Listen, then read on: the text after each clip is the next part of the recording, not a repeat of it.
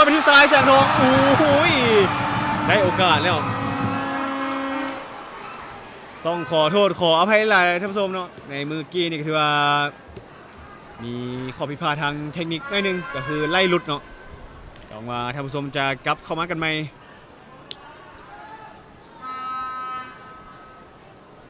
เดี๋ยวใส่ได้โอกาสได้ขึ้นใส่หัวต่ำเอาแล้วนะครับเรื่องของซ้ายแสงทองแต่ว่าบานทิศทางมันบ่ได้แล้ววางบานยาวขึ้นมา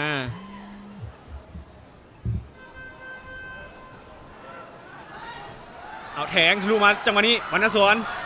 โอ้โหกรรมการว่าจังไงโอ้เสียเป็นบานล้ำหน้าแล้วทางเรื่องของล้ำหน้าวรรณสวน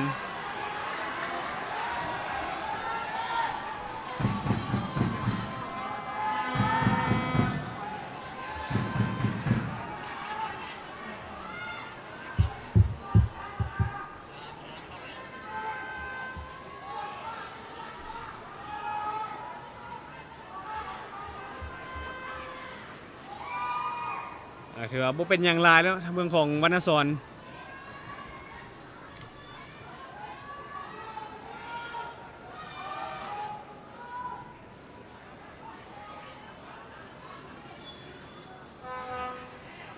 ลินบันสั้นขมวนกุทรอินอะไรวางเลยลูกนี้เอาติดสกัดมโนรมไขว่มาเอาไซสนะเอาชนะมาได้ไซสนะว่าจะได้โยกมาไปที่มโนรมหักเข้าซ้ายมันล้มแต่งเข้าหัวแล้วยิงเจ้านี่มันล้มเอ้าตำเสากันได้ออกมามาวากาโตมาเบิ้งจังหวะที่สอง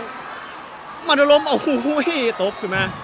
โอ้พยายามแต่งบานยิงได้ดีมันล้มแต่ว่าบานนี่ดวงยังบ่ดีเถอะโชคชะตายังบ่เข้าข้างต้องการมาที่ไซสนะแต่งมาเข้าหัวไซสนะเอาโยกไปโตบอไซสนะโอ้เดี๋ยวมีโอ้ยจ่ายบาดพลาดไซสนะพรประเสริฐหวางยาวมาเลยเป็นบาดนโยนของขมวนโยนคือหลังมาทีสุขสันต์ภูธรอินอะไรสายแสงทองคืนมาให้ภูธรมินสดาคืนไปทีภูธรเอาแล้วจังหวะนี้โอ้โหจะแทงไปเอาแล้วซ้ายแสงทองคืนมายังใจเย็นอุทธรวางยาวๆมามโนรมเพชรพักดีแต่งมามโนรมแต่ถึกสกัดออกมาเอาแล้วจังหวะนี้อ้าวถึกญาติบานมาคืนบานอยู่ที่สุขสันต์ได้ยิงได้ลูกนี้สุขสันต์แต่ว่าโอ้ยโบซื้อประตูโอ้โหว่าอันตรายลูกยิงของสุขสันต์สุขสวัสดิ์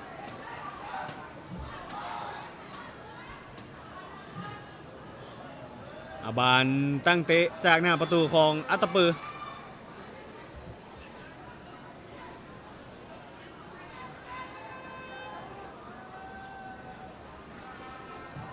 เลือกเปิดยาวๆขึ้นมาเลยอัตตปือถวัดไซสกัดบามาอารุณไนสายแสงทองอ้าวขึ้นต่ำปะทะกันนารินอ้าวนารินหลวงศรีสมบัติกรรมการโอ้โหเป่าให้เป็นบานใหม่ของอัตตปือ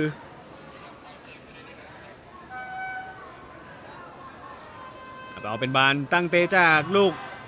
กใหม่ของอัตตปือเอาแทงเลยจังหวะนี้หยาดบานมาได้ภูธรคือหลังมาที่สงการเอาบานมาที่ทวัดไซลินกันกับสงการเดี๋ยวยังใจเย็นยังหาจังหวะอยู่ขมวนในตัวนี้เสือเดินทางมาถึงท้ายเกมในครึ่งเวลาทีนึงแล้วท่านผู้ชมกรรมการโตเวลาออกไป3 นาทีโตเวลาพิเศษมินสดาจังหวะยิงด้วยซ้ายไปติดบล็อกเอาแล้วจังหวะนี้ซ้ายแสงทองหักเข้ามาต่ำเข้าไปจังหวะนี้อ้าวเฮียบพ่อยท่านผู้ชมเอาแล้วขมวนกับคืนสู้เกมได้โอ้โห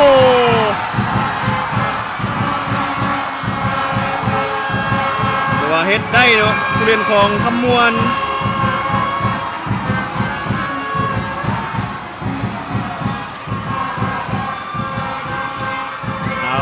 พี่ว่าโอ้โหในตอนนี้คำมวณที่ว่าตีเสมอได้สำเร็จในช่วงต่อเวลาพิเศษในครึ่งเวลาทีหนึ่งท่านผู้ชมโอ้โกงความตายมาอีกแล้วคำมวณ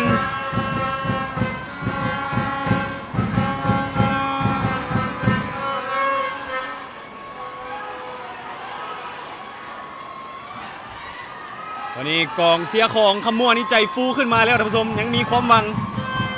หลังจากที่ถึกนำมาโดนเติบบานอยู่ที่เดชพลมีโตมาประกบ2คนเอาแล้วจังหวะนี้จะเสียบานโบคือหลังมามันล้มสกัดบานเล็กโตซาวรรณสอนเปิดซ้ายเข้าไปจังหวะนี้มีทุงบอสุดท้ายทุงล้ำหน้ายกขึ้นมาแล้วเป็นบานล้ำหน้า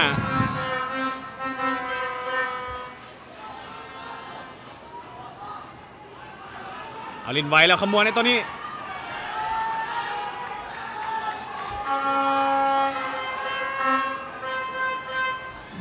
บานอยู่ที่ผู้ทอนอรุณในสงการภวัตไซอรุณในให้ไปที่ผู้ทอนมโนลมแหนมแล้วมโนลมแหนมเห็นนรินและไซสนะเอ้าแต่ว่าจังนี้เป็นวันนาที่ว่าผู้สับประตูของอัตตปือที่ว่าโดดมาคว้าบานได้ทันแหนมแล้ววันนาแหนมมาเห็นวรรณสอนขึ้นเทคเอาแล้วจังหวะนี้วรรณสอนได้บานวรรณสอนแต่ว่าถึกสกัดตบเบิ้ลจังหวะเดียวแต่ว่าบานลุดไปหาผู้รักษาประตูของขมวณเล่นไปเลยให้บานมาที่สุขสันต์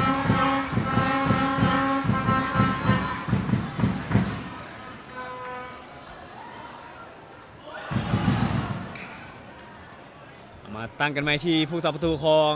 อัตตปือวางมา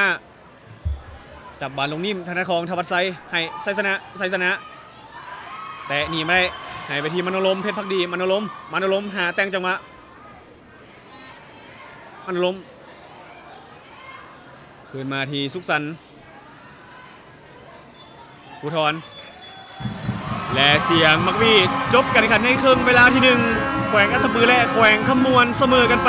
1-1ในครึ่งเวลาที่1เอาไปว่าในตอนนี้นี่ไปพักผ่อนกันก่อน15 นาทีท่านผู้ชมแล้วมาว่ากันต่อในครึ่งเวลาที่2อย่าเฝ้าหนีไปใส่มาติดตามทางผู้ชมไปทำกัน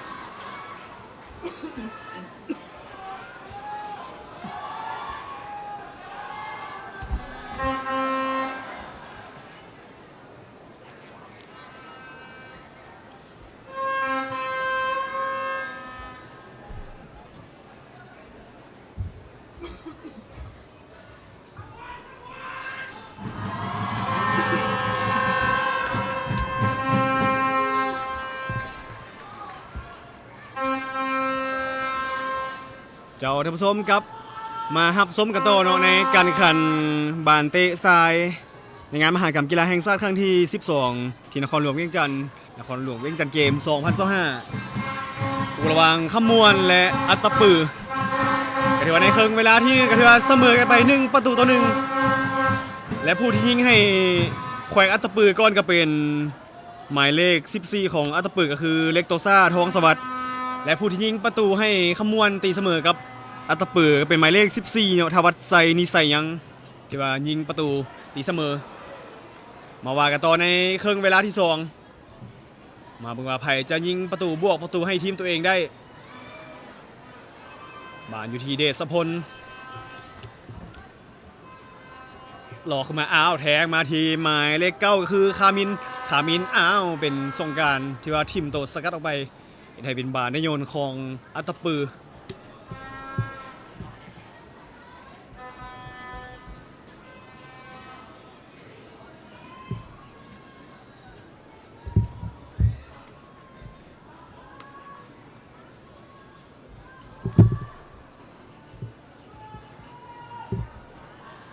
เป็นบานในโยนของขมวนโยนขึ้นมา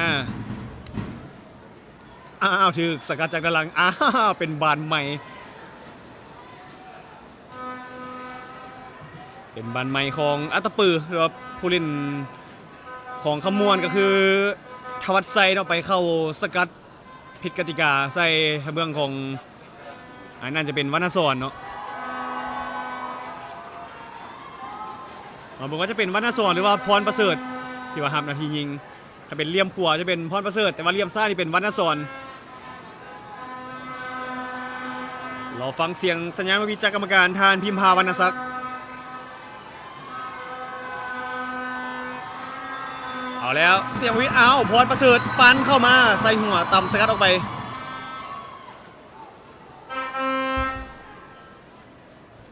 เป็นอัตตปือที่ว่าได้โยนอีกครั้งหนึ่งโยนขึ้นมาที่พรประเสริฐเอาละเปิดเข้ามาจังหวะโอ้ยจะได้จบบอลจังหวะนี้ดีดออกมาทางเบื้องของสุขสันต์เอายังจับบาลงอยู่ทางของซ้ายโอ้โหจังหวะนี้เปิดเลิกเกินไปก็ไปบอทันบานทางเบื้องของวรรณสอนดวงไม่ตีก็จะเป็นนักกีฬาที่เคยเล่นในเป๊ปซี่ลาวลีก1เนาะก็คือเคยอยู่กับสโมสรบาเต้สร้างน้อยเนาะแล้วก็พาสโมสรบาเต้สร้างน้อยได้เป็นแซมเนาะขึ้นเกมมาของขมวนมันอารมณ์แหนมเห็นไซสนะจากปีขวาสุดท้ายนี้เป็นทางเบื้องของแบลลี่มาไซยวงที่ว่าไส้หัวสกัดออกไปเห็นให้เป็นบานได้โยนของขมวนอย่าลืมกันแล้วกันท่านผู้ชมอย่าลืมกดไลค์กดแชร์เพื่อเป็นกำลังใจให้กับเพจลาซาสปอร์ตของพวกเราต่อบาทขึ้นมาของขมวนให้มาทีนารินให้สัญญามูนารินเปิดไปผู้ติดบล็อกเป็นบานเตะแจของขมวน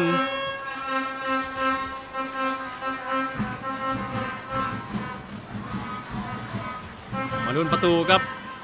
ลูกเตะแจของขมวนท่านผู้ชมผู้ที่เตะแจให้ขมวนก็เป็นภูทรอินอะไรแล้วโบกไม้โบกมือให้สัญญาณมูแล้วภูทรเปิดเข้าไปจังหวะนี้เล่นต่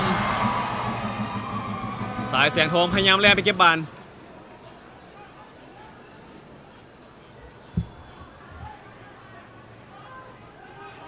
กรรมการซีว่าเป็นบานโยนของอัตตปือ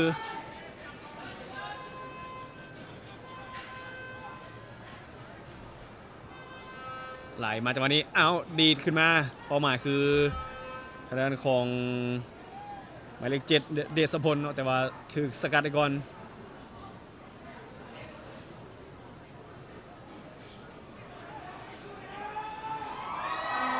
โยนขึ้นหลังมาที่ส่งการให้สุขสันต์แหนมหาตัวเลือกอยู่สุขสันต์เลือกให้ไปที่ส่งการทวัชไซอารุณในมาที่สายแสงทองสายแสงทองแตะนี้จังหวะนี้พรประเสริฐเกี่ยวบานมาได้พรประเสริฐออกมาฟังที่ให้มาที่ทางด้านของเล็กโตซาแต่ว่าถือสกัดเอามินสดา อ้าวมินสดาเสียจังหวะนี้ผู้ทอนยังประคองบาลอยู่มินสดามาทีมโนลมเพชรพักดีมโนลมพยายามพาบาลขึ้นมามโนลมเพชรพักดีเอาแล้วพาบาลหนีไปมโนลมอุ้ยจังหวะนี้กรรมการเดี๋ยวโบว่าอย่างน้องเอาแล้วเปิดออกมาผู้ทอนเอาแต่บาลขึ้นหลังให้สุขสันต์ผู้ทอนสุขสันต์แหนแล้วเป้าหมายคือซ้ายแสงทองซ้ายว่าจะได้ไปทันบอลซ้ายคืนหลังมาที่ทวัตไซพยายามหาจังหวะอยู่อรุณไนเปิดเปลี่ยนฟากมาไซสนะเอาเดี๋ยวถือผู้เล่นของอัตบือสกัดเอาจังหวะนี้โอ้ยสกัดผิดเหลี่ยมผิดทรงเป็นบานได้เตะเจของแขวงขมวน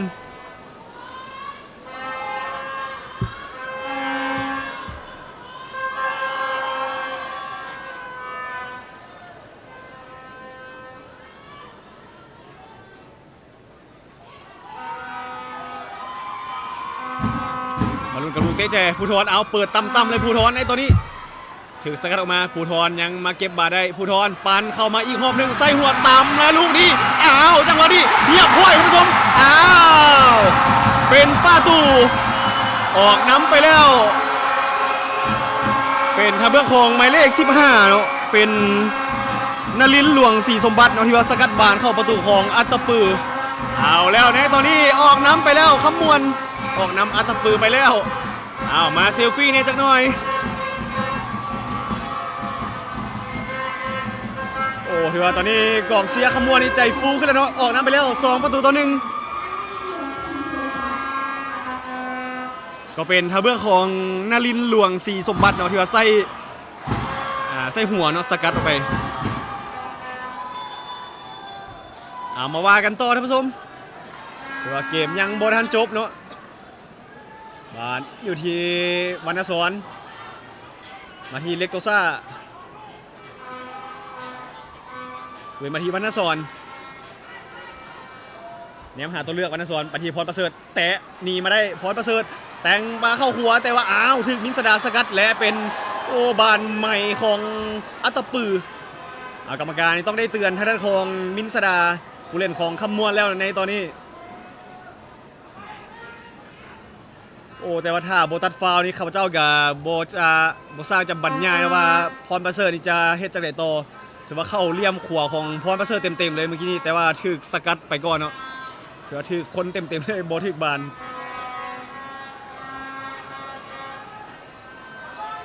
มาเบิ่งบานฟรีคิกของอัตตปือท่านผู้ชมคนที่ยิงฟรีคิกให้อัตตปือก็เป็นทางด้านของหมายเลข3ของอัตตปือก็คือสมปรารถนาศิลาเพชรเนาะที่ว่าทำหน้าที่ยิงลูกฟรีคิกเบิ่งทรงแล้วน่าจะยิงเลยเราเบิ่งกรรมการให้สัญญาณแล้วทานพินพาวรรณศักดิ์เลือกปั่นเข้าไปลูกนี้โอ้โหเป็นบานกรรมการซี่เป็นบานตั้งเตะของขมวนเนาะผู้เล่นของอัตตปือเองก็พยายามจะฟ้องเอาบานไปถึกมือของจันทวิไซเนาะประตูของขมวนแต่สุดท้ายกรรมการตัดสินให้ขมวนเนาะตั้งเตะจากหน้าประตู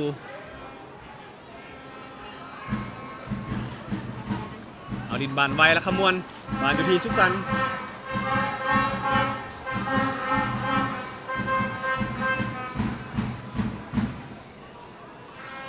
ทวัตไซ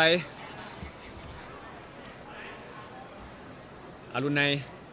ขอขึ้นมาที่สุขสันต์แหนมแล้วสุขสันต์วางไก่เลยลูกนี้เป้าหมายคือทวัตไซเอาแทงจังหวะนี้เอาเสียกันของบานผู้เล่นของอัตตปือได้บานจังหวะนี้ขับอุ้ยเอาญาติขึ้นมาได้แต่ว่าบานรุดมาหาทางเบื้องของพรประเสริฐให้มาวรรณสอนอ้าวถึกต่ำจังหวะนี้เอาล้มลงไปเอาแล้วบานอยู่ที่นลินแทงแต่ว่าโอ้โหโบมีไผ่อยู่ด้านในโอ้ฟาวลินเกินไปทางด้านของนลินหลวงศรีสมบัติเอาบานโยนของอัตตปือเล่นกันง่ายๆแบลลี่เอาถึกมาสกัดเอาแบลลี่ยังโอ้โหกรรมการยกทุกมาเป็นบานออกแล้วโอ้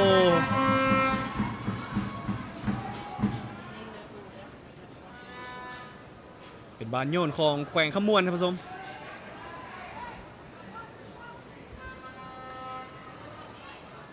ยินสดามาทีนิรันดร์นลินท่านผู้ชมขออภัยเป็นขมวนที่ว่าได้โยนบานอีกเชื่อนึง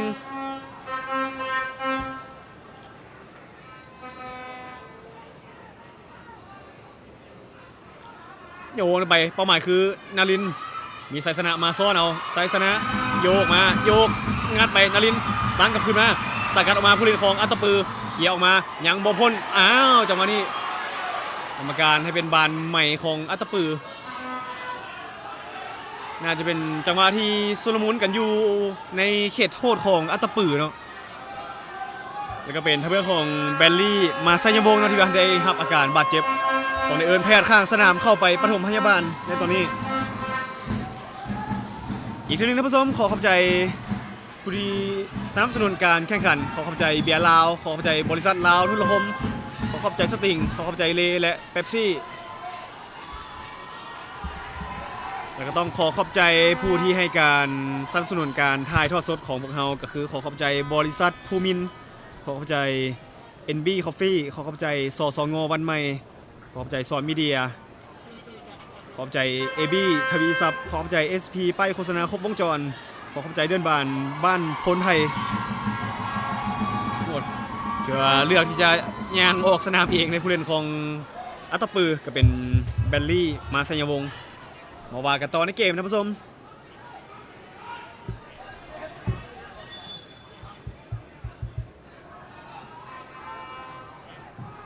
วางบานไปสมปรารถนาวางยาวๆเลยลูกนี้ขึ้นเทคเอาอารุณในคือไปที่สงการ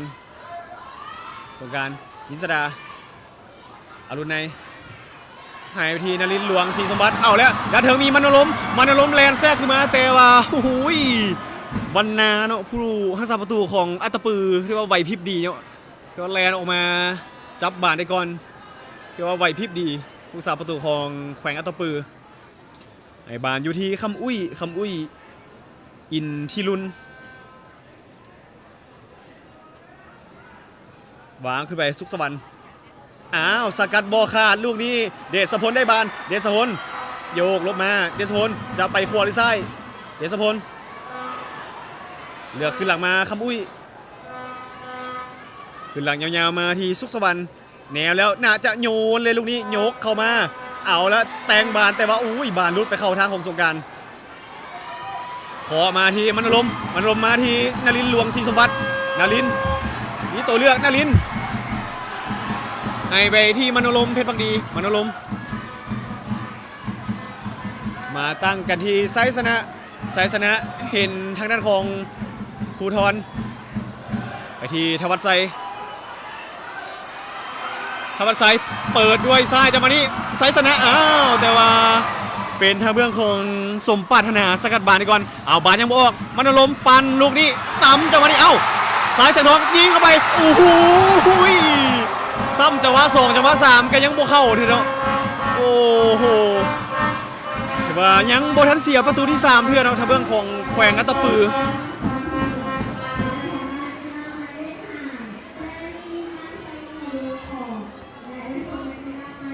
และทางเบื้องของแขวงอัตตปือท่านผู้ชมจะได้มีการเปลี่ยนโตนักกีฬาเนาะก็คือจะถอดเอาหมายเลข5แบลลี่มาไซยวงออกแล้วส่งหมายเลข12จันทพรสาทองยศลงไปลินแทน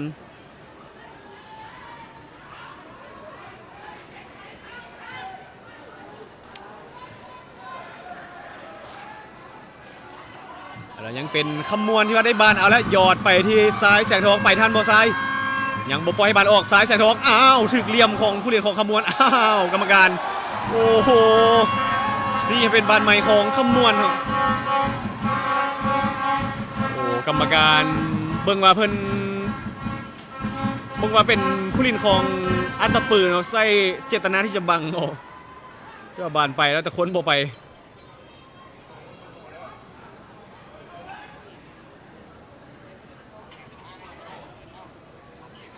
เบิ่งบานตั้งเตะจากลูกใหม่ของขมวนครับนาทีโดยภูธรอินอะไร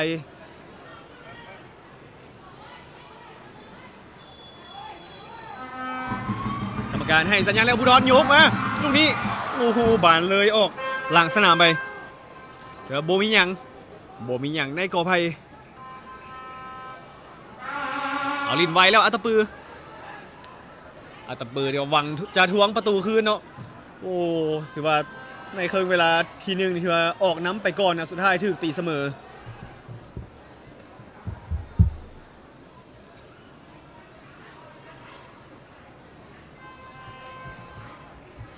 บาลยนของอัตปือ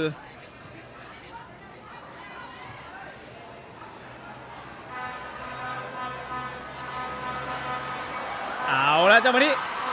ได้ยิงอัดเลยลูกนี้อุ้ยกรรมการเป่าเป็นบันไมคงขมวนเนาะ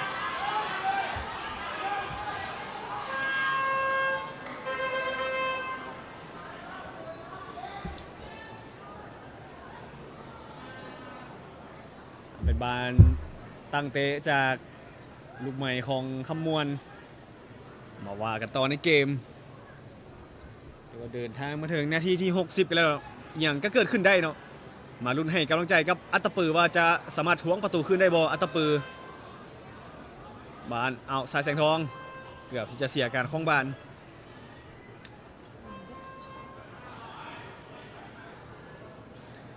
ยังเป็นขมวนที่ว่าได้คล้องบานอยู่ในตอนนี้ตบเบิ้ลจังหวะเดียวเลยมันลมถือว่าตัดสินใจได้ดีเนาะผู้เล่นของอัตตปือที่ว่าเลือกสกัดบานออกไปถือว่าลดความเสี่ยงในการเสียประตูแล้วก็ความเสี่ยงที่ฝั่งตรงข้ามจะมาญาติบานเอาก็ถือว่าตัดสินใจได้เฉียบขาดหลายเป็นบานโยนของขมวน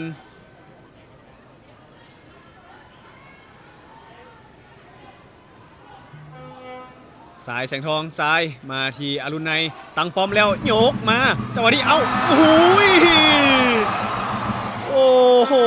ผู้เล่นของขมวน2คนเนาะเป็นนรินทร์หลวงศรีสมบัติกับไซสนะที่ว่าอยู่หน้าโกนของอัตตปือโอ้แต่ว่าเฮ็ดหยังประตูของอัตตปือยังบ่ได้เนาะบ่แน่ใจว่าหลังประตูของอัตตปือนี่มีว่านหรือบ่หรือแนวใดก็ว่ากันไปเนาะซีซั่นของการแข่งขันพรประเสริฐสุขสวรรค์แล้วเคาะขึ้นมาเดียรสพล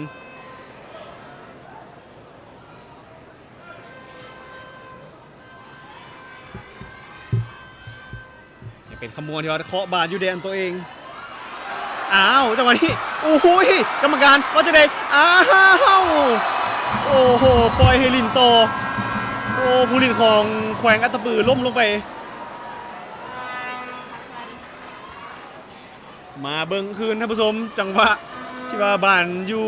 ฝั่งแดนของขมวนเนาะโอ้ถือว่ากรรมการเนี่ยเลือกที่จะปล่อยให้ลินโตนะท่านพิมพาวรรณศักดิ์แล้วก็มีผู้เล่นของขมวนนะที่ได้รับอาการบาดเจ็บ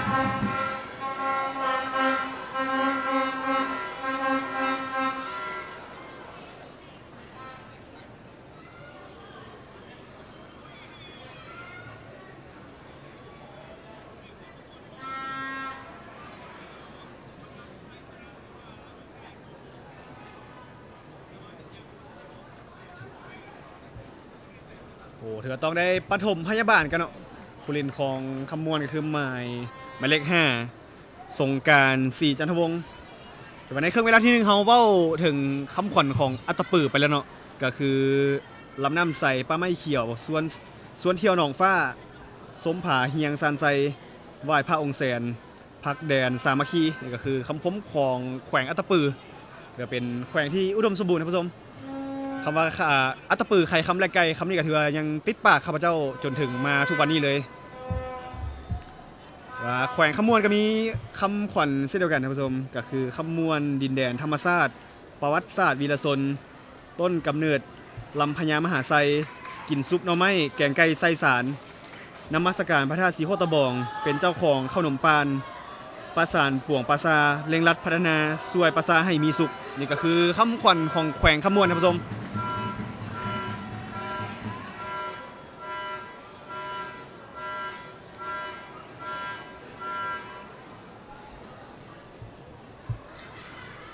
ว่าเกมนี้ก็ยังดำเนินต่อไปนี่ก็คือภาพบรรยากาศท่านผู้ชมกองเชียร์ของพวกเราฟังขวานี่น่าจะเป็นกองเชียร์ของแขวงขมวนท่านผู้ชมบรรยากาศก็เริ่มดีขึ้นท่านผู้ชมคือว่าดนไปก็ถือว่าอากาศก็ค่อนข้างเย็นขึ้นเรื่อยๆเนาะอากาศเย็นก็อยากให้นักกีฬาทุกๆคนใจเย็นคือกับอากาศ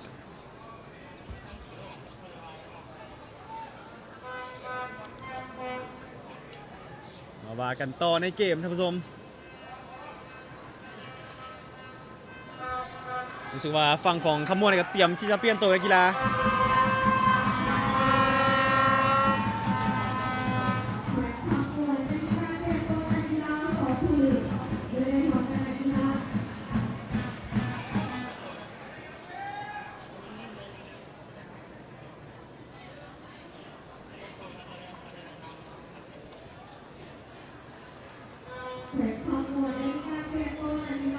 รู้สึกว่าขมวนจะได้เปลี่ยนตัวนักกีฬา2 คนนะผู้ชม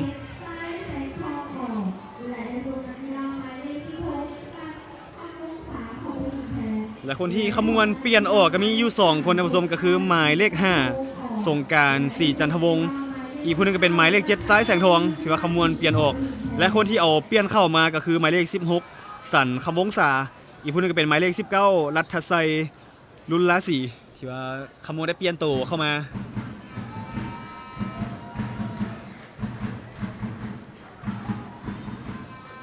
อาราบานส่วนวันอยู่กลางสนามในตอนนี้ภูทรอินอะไรได้บานภูทรทีมโตล้มลงไปกรรมการบอว่ายัง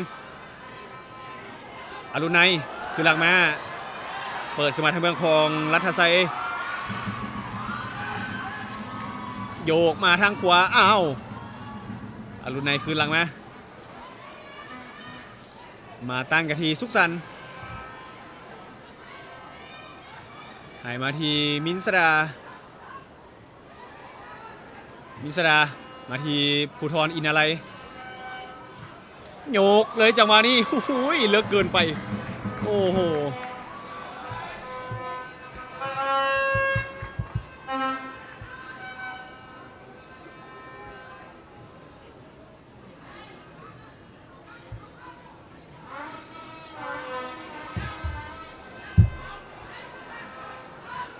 ยังสุลมนอยู่กลางสนามบุกขึ้นมาคือแล้วอัตปืนในตอนนี้พยายามจะพาบานขึ้นมาทางเพื่อนของหมายเลข14ออกบานไปที่คำอุ้ยหาจังหวะอยู่ในตอนนี้หมายเลข9เนาะไปเสียการเข้าบานญาติมาได้คืนโอ้ถือว่าญาติไปญาติมาบานพยายามม่นเข้ามาแต่ว่าโอ้ยโบผ่านตรงนี้เอาละใส่ทักษะส่วนตัวหนีออกมาพยายามพาบาสหนีออกมาผู้เล่นของขมวนเอาละเก็บบาสได้ผู้เล่นของอัตตปือเล็กโตซ่าหาจังหวะอยู่แต่งมาเข้าครัวเล็กโตซ่าเอาบาสไว้กับตัวแล้วตอนนี้เล็กโตซ่าได้คล้องบาสเล็กโตซ่าหลอกโลออกมาโยกเลยจังหวะนี้แต่ว่าโบพานสุดท้ายเป็นภูทรสกัดบาสออกมาแต่ยังสกัดได้สุดท้ายนี่เป็นสุขสวรรค์ผู้เล่นของอัตตปือครับจบเนาะยาบาสออกไป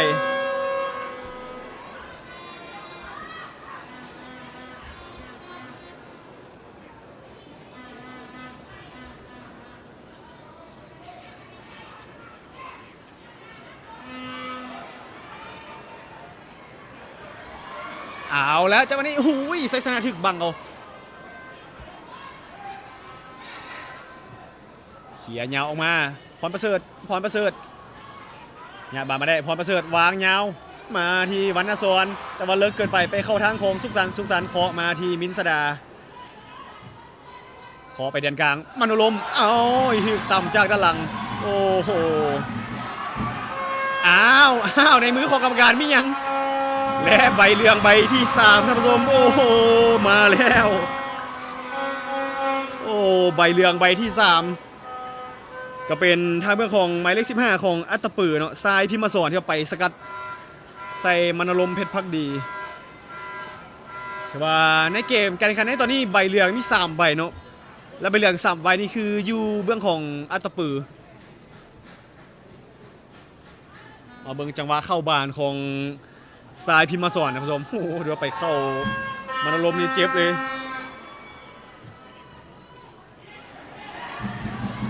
เอาแล้วบุกขึ้นมาแล้วคำมวณ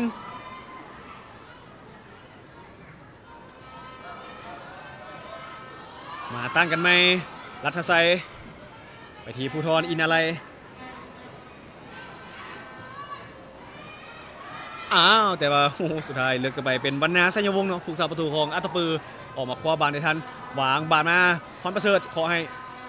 เอาแล้วได้บาลจากแดนกลางขอขึ้นหลังมาที่พรประเสริฐแหนมไกลๆแล้วโยกขึ้นไปเอาแล้วได้บอลภูธร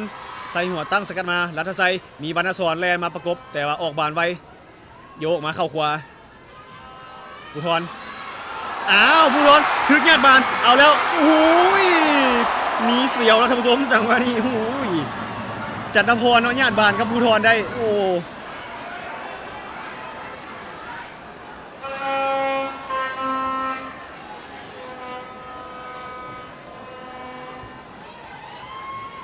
เอาบาลโซโลอยู่กลางสนามอ้าวกรรมการต้องได้เป่าเบรกเกมก่อนเนาะโอ้เป็นไซสนาเอาที่เราถือเฮดฟาวใส่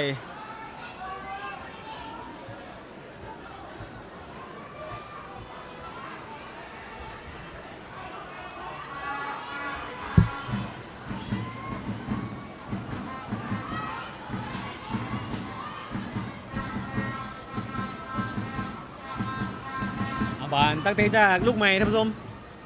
สุขสันต์ให้บานไปที่รัฐไซ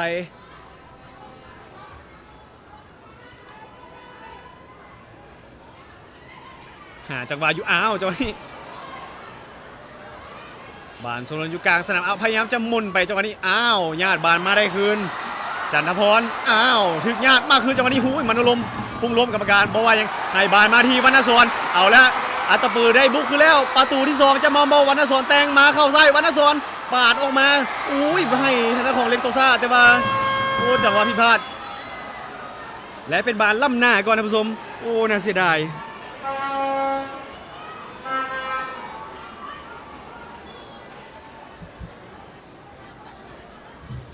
เอาเป็นบานตั้งเตะจากลูกล่ำหน้าท่านผู้ชม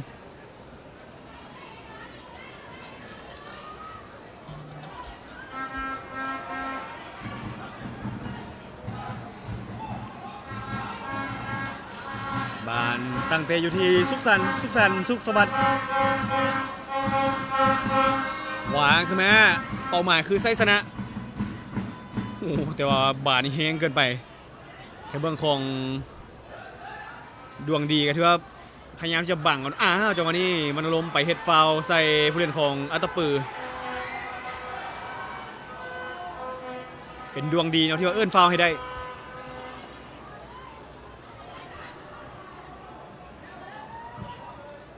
โยนเลยจังหวะนี้ขึ้นเทคเอาดวงดีขึ้นเทคพรประเสริฐเอาละจังหวะนี้โยกมาเลยจังหวะนี้โอ้โหเดี๋ยวเลิกเกินไปบานไปเข้ามือของจันทวิไซเนาะผู้สาประตูของคำมวณ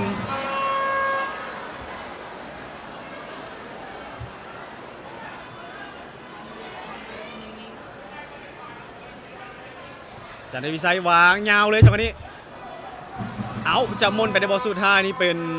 สมปรารถนาที่ว่าสกัดบานเอาบานยังบุคคลเขตอันตรายจังหวะนี้โอ้โหถึกต่ำจากด้านหลังคำอุ้ยใส่เหลี่ยมบางเอา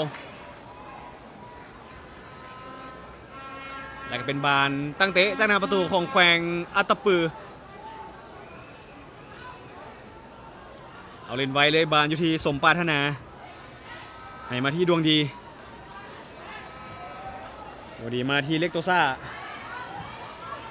วรรณสอนมีตัวมาประกบ2คนวรรณสอนขุดเอาละไปทั้งเถิงสุดท้ายโอ้เป็นรัฐไซเดี๋ยวออกมาสกัดบาดก่อนเอาเป็นบานได้โยนของแขวงอัตตปือท่านผู้ชม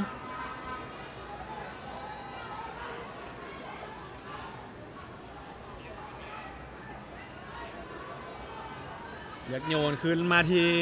พรประเสริฐปาดไปที่วรรณสอนหาจังหวะเตะออกมาแต่ว่ามาเข้าทางผู้เล่นของขมวณเอากรรมการยกมือว่าเป็นบานล่ำหน้าท่านผู้ชมถือว่าเดินทางมาถึงนาทีที่74แล้วท่านผู้ชมมาเบิ่งว่าแขวงอัตตปือเฮานี่จะสามารถทวงประตูคืนได้หรือบ่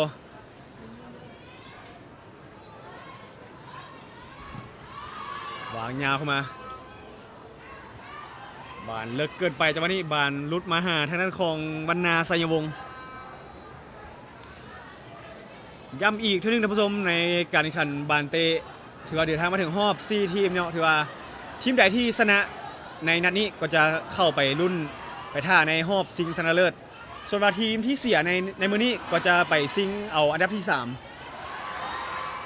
อย่าลืมเนาะคู่ต่อไปเรามีการแข่งขันตื่มในเวลา 18:30 น.เป็นทางเบื้องของนครหลวงเวียงจันทร์เจ้าภาพจะพบกับกระทรวงป้องกันความสงบอย่าลืมเนาะพ่อแม่พี่น้องชาวแขวงนครหลวงเอานครหลวงเวียงจันทร์และไอ้น้อง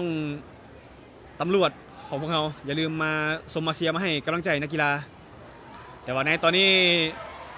พ่อแม่พี่น้องชาวแขวงขมวนและชาวแขวงอัตตปือเขามาให้กำลังใจนักกีฬาของทั้งสองทีมกันก่อนในตอนนี้เอาละได้บานจังหวะนี้นฤมลหลวงศรีสมบัติเอาปาดโอ้โห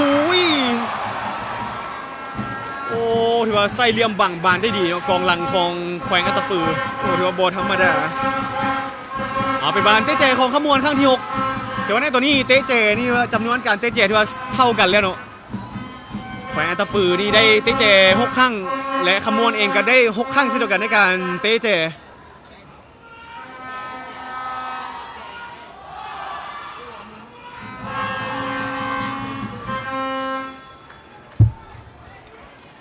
เตเจลูกนี้ผู้ทอนปั่นเข่ามาตั้มๆแต่ว่าเป็น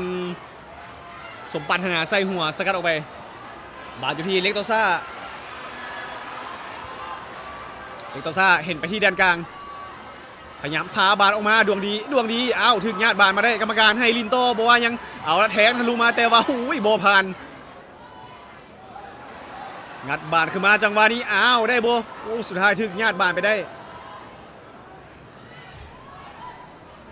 เป็นมโนลมเนาะที่ว่าญาติบานมา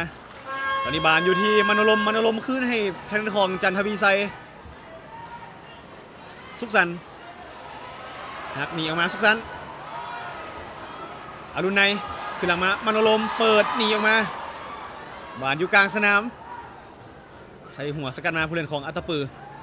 แต่ว่าบาตอนนี้อยู่กับผู้เล่นของขมวนเอาแล้วจังหวะนี้พยายามหนีพยายามหลอกล่อเข้ามายังเก็บบานได้อยู่โอ้โหไปโตโบได้เป็นสั่นเนาะสั่นคำวงศาบานในโยนของขมวน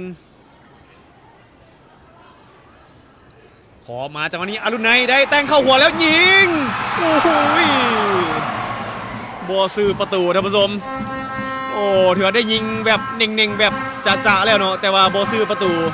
สงสัยหลังประตูของอัตตปือนี่มีว่านแน่นอน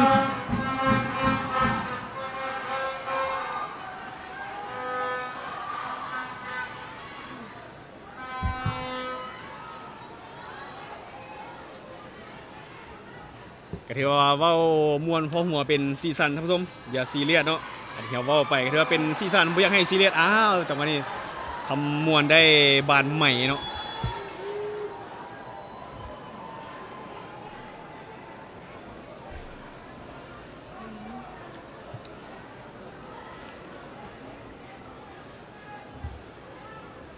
อะไรผมรู้สึกว่าฝั่งของอัตตปือเนาะได้มีการเปลี่ยนโตนักกีฬานะก็คือจะถอดเอาหมายเลข2คำอุ้ยอินทิรุนออกเนาะแล้วส่งมาหมายเลข10เนาะเดชอุดมสวรรค์วิไลลงไปลินแทนคำอุ้ย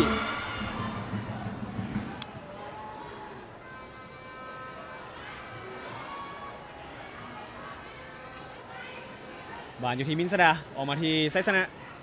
มีพรประเสริฐมาประกบเอาไซสนะอ้าวโบพานพรประเสริฐไซสนะบานอยู่ที่เล็กโตซ่าอ้าวจะแทงมาด้านหน้าแต่ว่าโบพานมินสดาเปิดเลยจังหวะนี้แต่ว่าไปเข้าทางผู้เล่นของแขวงอัตตปือเอาจังหวะนี้มันลมพยายามจะดักเอาเป็นอัตตปือได้บานในตอนนี้แต่ว่าอุ้ยบานมาเข้าทางของรัฐไซบานอยู่ที่ผู้ทอนเอาแล้วออกบานไปที่ปีกซ้ายในทางเบื้องของทวัตไซเปิดออกมาผู้ทอนอินอะไรผู้ทอนเปิดเลยจังหวะนี้สกัดมาแต่ว่าบานมาเข้าทางของไซสนะยิงเลยจังหวะหุยไปติดบล็อกอ้าวบานไปที่แขนของผู้ ผู้เล่นของอัตตปือกรรมการซี่ให้เป็นจุดโทษท่านผู้ชมเอาละจังหวะนี้โอ้โหเดือดแล้วจังหวะนี้ท่านผู้ชมมาเบิ้งคือท่านผู้ชมจังหวะที่ไซสนาเนาะจะยิงเข้าไปแต่ว่าไปถือแขนผู้เล่นของอัตตปือโอ้ไปถือแขนของดวงดีศิริพันธ์เนาะเอาแล้วโอกาสรุ่นประตูที่3ของแขวงคำมวนท่านผู้ชม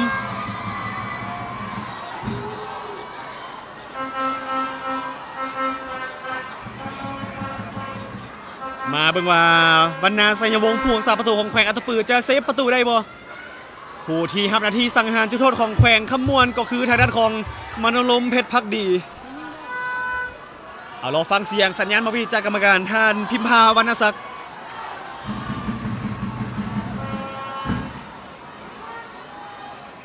กรรมการให้สัญญาณแล้วมโนรมเพชรภักดีจังหวะนี้ย่องเข้าไปแล้วยิงไปเหียบห้อยแล้วจังหวะนี้โอ้โหเอาแล้วหนีออกไปเป็น3ประตูต่อ1มโนรมเพชรภักดีนี่มีการโซเบอร์เสื้อและซื้อเอาแล้วมโนรมเพชรภักดีหรือว่ากัปตันโจโจ้และอย่างที่หู้นะทุกคนนักกีฬาคนใดที่แก้เสื้ออะไรก็อาจจะเป็นใบเหลืองเนาะถือว่าย้อมเอาใบเหลืองเลยทางด้านของมโนรมเพชรภักดีกรรมการรอท่าอยู่เลยแลนมาเอาบัตรเหลืองมโนรม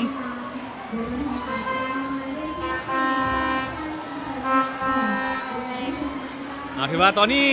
คำมวลนำอัตตปือไปแล้วเนาะ3ประตูต่อ1โอ้หลังจากที่ว่าถึกน้ำไปก่อนสุดท้ายส่วนคืนแล้วจังหวะนี้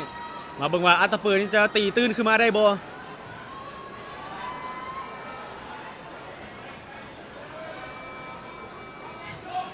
อาราบานอยู่ที่พรประเสริฐดีดมาวงดีโอ้ยถึกประกบ2คนบานมินสดาได้บานมินสดาเตะอัดเลยมินสดาเตะอัดไปใส่ดวงดีเนาะเพื่อที่จะได้โยนบาน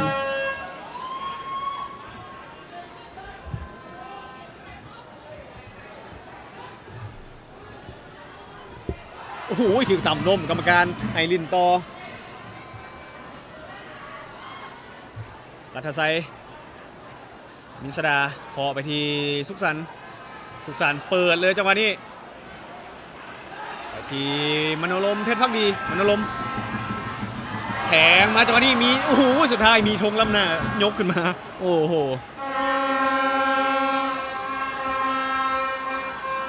ว่าบุพพลสายตาของผู้ช่วยกรรมการเขาเนาะ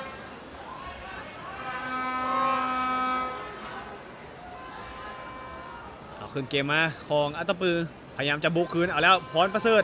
ไอมาที่หมายเลข12ก็คือจันทพรออกไปทางปีกขวาแต่งมาเข้าซ้ายวรรณสอนโอ้ยยกมาจังหวะนี้มาให้เล็กโตซ่าจับบาลงยิงแล้วจังหวะนี้โอ้ยไปเข้ามือของจันทวิไสโอ้น่าเสียดายแต่ว่ายิงงามเลยเนาะแต่ว่าวรรณสอนแต่ว่าทางด้านของจันทวิไสก็สามารถโดดมาได้ทันเปิดบามาที่ไซสนะตบคืนหลังให้อรุณในไซสนะคืนหลังให้มินสดาล็อกมาเข้าซ้ายมินสดาไปที่รัฐไซ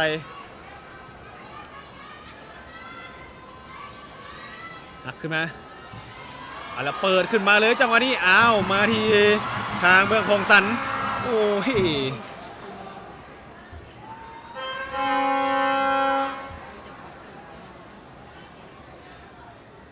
มาเบิ่งจังหวะยิงของทางด้านของเล็กโตซ่าท่านผู้ชมโอ้ถือว่าน่าเสียดายเนาะยิงงามแล้วเนาะแต่ว่าทางเบื้องของจันทวิไซเองก็ถือว่าเดาทิศทางถึงเนาะถือว่าโดดมาท่าเอาแล้วเนาะบาลโยนของขมวนโยนมาที่มโนรมปักคอมา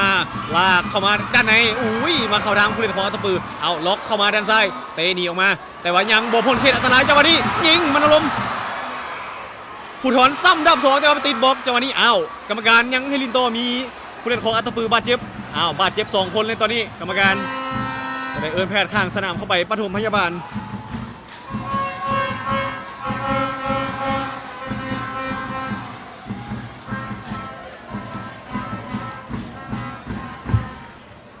โอ้ถือว่าบาดเจ็บ2คนเนาะแต่อีกผู้นึงถือว่าลุกขึ้นมาได้เนาะ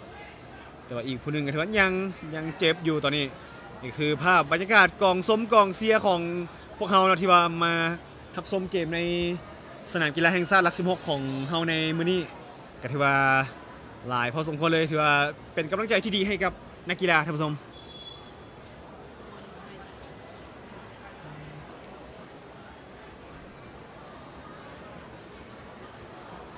แล้วตอนนี้นำไปแล้วเนาะ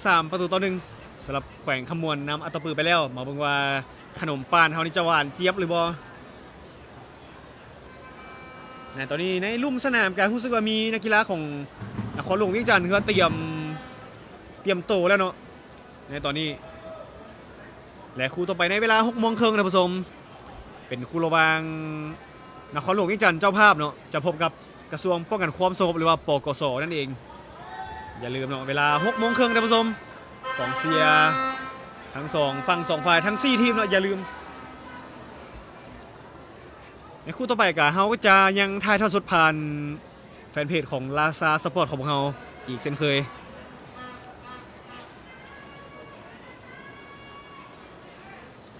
เอามาว่ากันต่อในเกมท่านผู้ชมเป็นบานโยนของแขวงขมวนเดินทางมาถึงนาที85แล้วในตอนนี้เดินทางมาถึงช่วงท้ายเกมแล้วบานอยู่ที่อรุณัยแต่ว่าถูกสกัดออกไปเป็นบานโยนของแขวงขมวน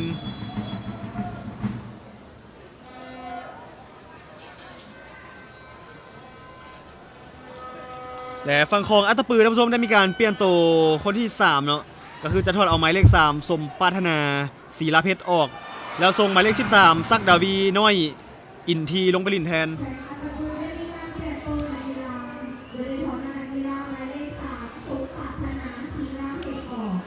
มาตั้งเกมกันใหม่ของอัตตปือพรประเสริฐเปลี่ยนฝากมาทีดวงดีดวงดีแต่โอ้โหไซสนะส่งบาลมาได้นารินขอจังหวะเดียวมาที่ไซสนะแลนมาหาบานไซสนะแล้วสลับขามีดวงดีมาประกบคืนหลังมาที่มินสดาให้ที่มโนรมตั้งป้อมแล้วโยกวางเข้าไปลูกนี้ใส่หัวสกัดออกมายังพยายามจะเก็บบาลอยู่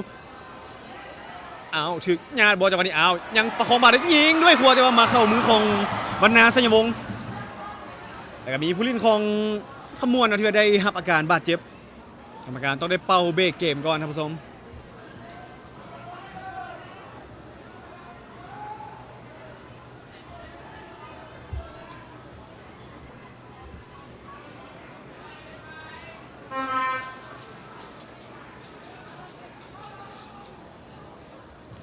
มาว่ากันตอนในเกมว่าเธอบุเป็นอย่างไรนะผู้เล่นของขมวนแล้วได้บุกขึ้นมาของอัตตปือโยกไปแต่ว่าหูยเลือกเกินไปลูกนี้โอ้โหลินแบบเสี่ยงเลยทางเบื้องของจันทวีไซผู้รักษาประตูของขมวน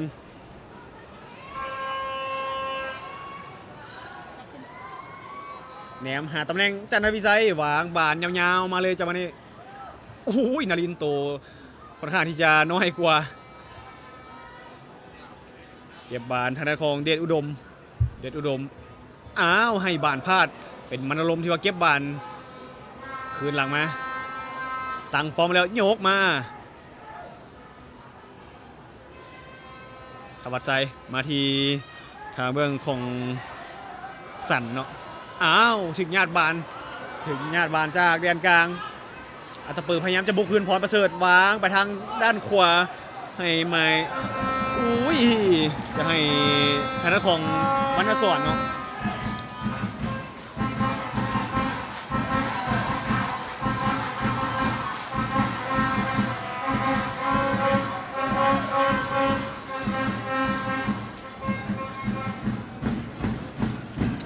รู้สึกว่าทางเบื้องของขมวนนะผู้ชมเตรียมที่จะเปลี่ยนตัวนักกีฬาเนาะ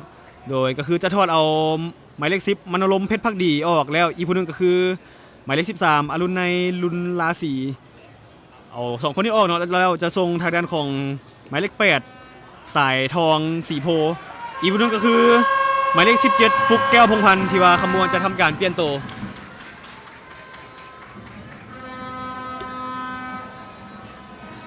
ถือว่า ถอดเอากัปตันทีมเราออกคือมนรมเพชรพักดีเราส่งฟุกลงไปฟุกแก้วพงพันธ์จนมาถึงนาที89กันแล้วท่านผู้ชมในตอนนี้เอาแล้วหวางมาจังหวะนี้แลนมาเก็บบานสันคำวงศามีทางของซักดาวีที่ว่ามาประกบเอาซักดาวีเปิดออกมาจับบานลงคำมวลอ้าวยังได้อยู่ฟุกแก้วพงพันธ์คืนหลังมาที่สุขสันต์แนมแล้วจังหวะนี้ยกไปแล้วไปเข้าทางซักดาวีดวงดีดูดบานลงพรสวรรค์ขออภัยนะพรประเสริฐ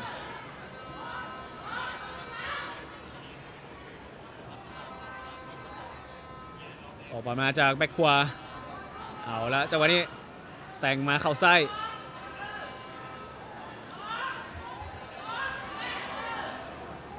บานอยู่ที่พรประเสริฐขอขึ้นไปหาตำแหน่งอยู่ตอนนี้โยกเข้ามาแต่ว่าอุ้ยลูกนี้อัตไซเขียวไปก่อนกุทรอุ้ยแต่ว่าโบพานทางเรื่องของซักดาวีกุทรเนี่ยพยายามจะดีดหนีเนาะอัตปือได้บานจังหวะนี้อ้าวกรรมการมาจะได้ให้เป็นบานโยนของอัตปือ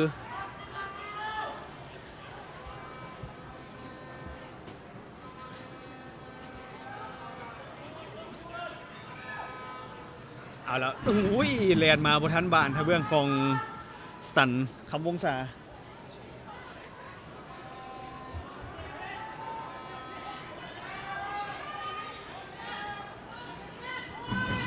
เอาแล้วเคาะขึ้นมา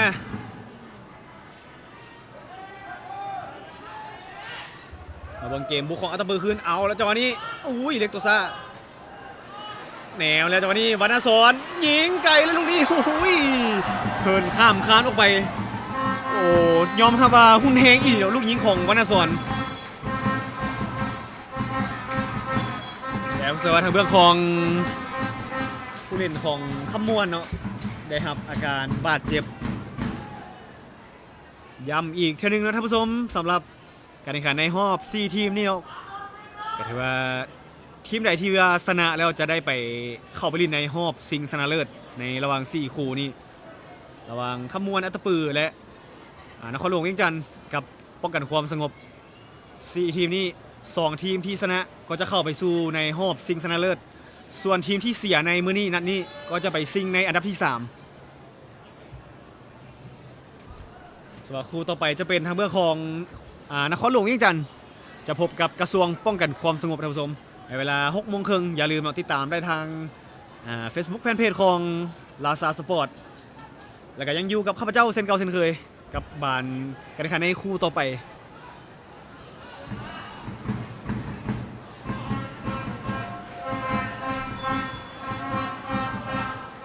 มาว่ากันต่อในเกมนะผู้ชมบานตั้งเตะจากหน้าประตูของขมวนเอาแล้วจังหวะนี้ฟุกอุ้ยแต่บานยาวเกินไปบานรุดมาหาไซสนะเอาแล้วไซสนะแตะหนีมาแต่ว่าอุ้ยดวงดีครับพยายามที่จะประกบเอาไซสนะดวลครับดวงดีไซสนะโยกหนีโอ้โหผิดพลาดทางเทคนิคดวงดีก็ถือว่าเลี่ยมดีอีลีเตะออกมาดวงดีออกมาที่หมายเลข12คือจันทพรวางยาวๆเลยจังหวะนี้จันทพรไปถึงบอหมายเลข9ของอัตตปือก็คือคามินแต่งเข้าหัวคามินมาที่วรรณสอนขอขึ้นหลังมาที่จันทพรออกไปที่ปีกขวา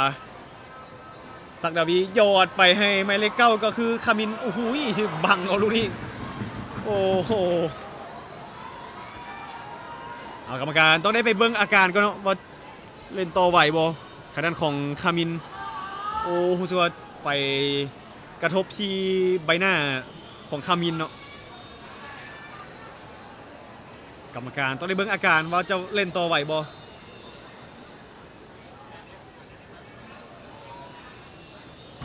โอ้ถือว่าอาการน่าเป็นห่วงนะผู้เล่นของแขวงอัตตปือนี่ก็เป็นภาพบรรยากาศกองเชียร์เนาะอยู่ฝั่งขวาในฝั่งของอัศจรรย์แต่ว่า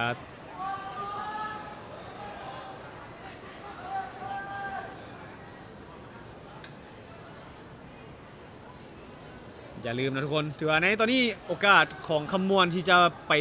ยืนท่าในรอบชิงถือว่ามีสูงเนาะเพราะว่านำไปแล้ว3-1เอามาว่ากันตอนในเกมบานตั้งเตะของคำมวณเปิดมาทีไซสนะโอ้ยจังหวะนี้ถึกอัดเลยไซสนะโอ้โหเอาคืนหลังมาโอ้ยสุดท้ายต้องได้เคี้ยวไปก่อนทางเมืองของบรรณา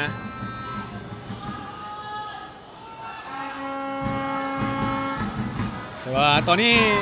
กองเชียร์ของขมวนใจซื่นใจบานตอนนี้พอนำไปแล้ว3-1แต่ว่าเกมยังบ่ทันจบอย่าเฝ้านิ่งนอนใจผู้ทอนมาทีมินสดาโอ้ยถึกต่ำแต่ว่ายังบ่เป็นยังมินสดาเปิดอัดเลยจังหวะนี้เป็นบานเตะเจของขมวนแต่ว่าเตะเจเป็นครั้งที่7ในตอนนี้และผู้ที่เตะเจก็เป็นผู้ทอนอินนาไลเจ้าเก่าเจ้าเดิม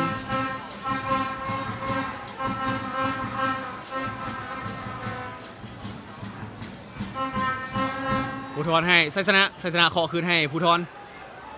แนมหาจังหวะผู้ทอนมาบังวันพยายามจะเผาเวลาบ่เอาแล้วอาการนี้แบบมันคุ้นๆอ้าวเป็นบานตั้งเตะของอัตตปือวางเลยจังหวะนี้ลิ้นไว้เถือซักซ่าโบได้จังหวะนี้อ้าวฟุกแก้วพงพันธ์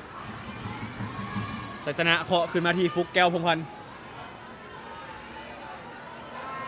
แต่หูยจังหวะนี้โอ้ไปสกัดจากด้านหลังก็เป็นทางเรื่องของสไตล์ที่มาส่วนเอาไปสกัดเอาฟุกแก้วพงพันธ์ล้มลงไป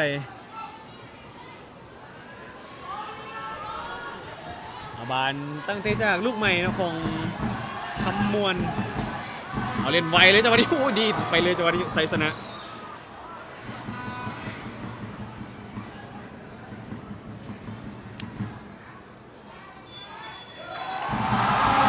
และสุดท้ายเสียงมักวิทยาวจบการแข่งขันเป็นขมวนที่ว่าเอาชนะแขวงอัตตปือแขวงขมวนชนะแขวงอัตตปือ3-1และแขวงขมวนจะได้ไปยืนท่าในรอบชิงชนะเลิศท่านผู้ชมส่วนว่าแขวงอัตตปือจะได้ไปชิงในอันดับที่3ท่านผู้ชมในวันที่24 พฤศจิกายน 2025ท่านผู้ชมอะไรกันว่าแสดงความยินดีกับแขวงขมวนและเป็นกำลังใจให้กับแขวงอัตตปือท่านผู้ชมถือว่าสู้มาเต็มที่แล้วเนาะเป็นยินดีกับผู้ชนะแล้วก็เป็นกำลังใจให้ผู้แพ้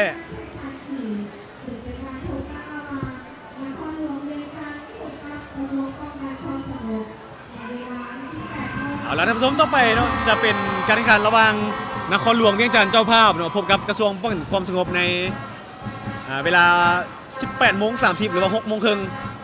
แล้วในตอนนี้ข้าพเจ้าขอไปพักผ่อนกันก็แล้วมาพบกันในนัดคู่ต่อไปเนาะท่านผู้ชมไปพักผ่อนกันก่อน